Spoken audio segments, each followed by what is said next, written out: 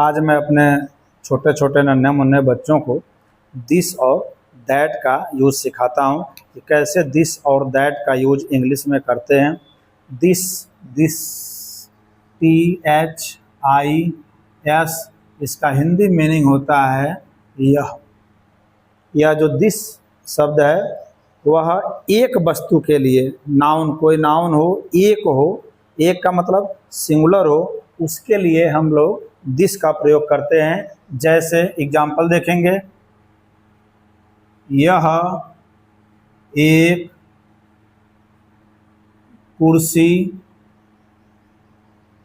है।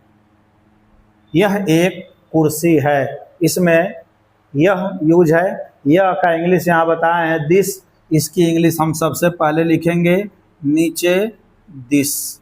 और इंग्लिश कैसे बनता है बेटा? है की इंग्लिश हम सबसे पहले यहाँ इज प्रयोग करेंगे। उसके बाद एक कुर्सी, ये एक कुर्सी जो है इसकी इंग्लिश और चेयर, यहाँ फुल स्टॉप। इस तरह से यह एक कुर्सी है, इसका इंग्लिश बना दिस इज अ चेयर। दूसरा एग्जांपल लेते हैं, जैसे फिर कहना है यह एक कलम है। अब कलम क्या है? एक है, सिंगुलर है, तो इसका इंग्लिश बनाएंगे यह तभी प्रयोग करेंगे जब एक है और सिंगुलर है, तो यह का इंग्लिश यहाँ से लिखेंगे दिस। और जैसे ऊपर वाले सेंटेंस में हम बनाए थे वैसे ही पहले है का इंग्लिश लिखेंगे दिस इज, और उसके बाद एक कलम का इंग्लिश और पेन।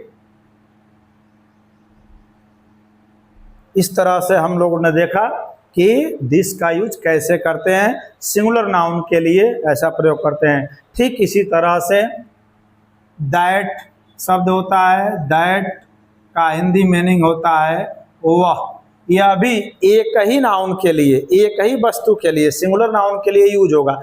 लेकिन बस क्या है, वह जो वस्तु है वह नज़दीक नहीं होनी चाहिए, दूर होनी चाहिए। यानी मतलब ये निकला कि दूर की वस्तु को जब प्रयोग करना है, वह जब कोई वस्तु दूर हो और सिंगुलर हो तो उसके लिए हम प्रयोग करेंगे दैट, वह के लिए। जैसे एग्जांपल देखेंगे, तीसरा एग्जांपल, वह एक मेज है। सेंटेंस सही क्लियर है। वह का मतलब कि वह दूरी पर है, कुछ तो उसको हम वह कह रहे हैं। नजदीक रहता तो हम बोलते उसको यह, दूर है तो इसकी इंग्लिश वह की इंग्लिश यहाँ से बनाएंगे दैट। और फिर उसी तरह से है की इंग्लिश पहले बनेगा यहाँ इज, और एक मेज का इंग्लिश यहाँ पर बनेगा और टेबल। इसी तरह से नेक्स्ट एग्जांपल एक और ले सकते हैं, कह सकते हैं वह एक, कोई भी एग्जांपल ले सकते हैं। वह एक, जैसे कहना है कि गेंद है, वह एक गेंद है। अब गेंद को हम देख रहे हैं कि गेंद जो है हमारा एक ही है, और वह क्यों प्रयोग कर रहे हैं? क्योंकि वह गेंद हमसे दूरी पर है। तो इस तरह से हमारा हिंदी में कह रहे हैं वह एक गेंद है, तो वह का इंग्लिश इस सिचुएशन में यहाँ पर हम बनाएंगे दैट। और फिर है की इंग्लिश दैट इज, और एक गेंद और बॉल।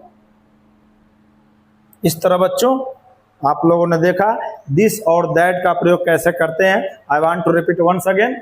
दिस मीन्स यह, जब कोई वस्तु एक ही हो, सिंगुलर हो, जैसे कुर्सी एक है, एक कलम है, एक मेज और एक गेंद है, तो हम प्रयोग करेंगे दिस और दैट एक के लिए। बस दिस और दैट में फर्क इतना ही है कि दिस जो है नज़दीक के वस्तु को इंडिकेट करने के लिए है, और दैट जो है दूर की वस्तु को इंडिकेट करने के लिए है। इस तरह से आप दिस और दैट का यूज जो है बहुत इजी वे में सीखें।